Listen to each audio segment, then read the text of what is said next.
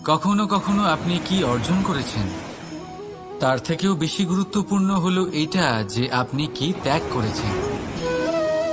কিন্তু কোন কোন বিষয়ে সাবধান থাকতে হবে তা মন দিয়ে শুনুন।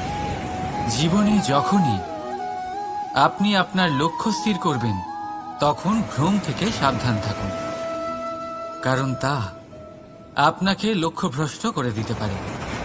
যখন যাত্রা করবেন তখন আলস্য থেকে সাবধান থাকুন, কারণ সেটা আপনাকে আপনার যাত্রা পূরণ করতে দেবে না। যখনই ন্যায় করবেন তখন বন্ধুদের থেকে সাবধান থাকুন, কারণ তারা আপনার ন্যায় করার ক্ষমতা দুর্বল করে দিতে পারে। যখনই সাফল্য লাভ করবেন অহংকার থেকে সাবধান থাকুন, কারণ তা আপনার সাফল্য আপনার কাছে বেশি দিন ধরে রাখতে দেবে না।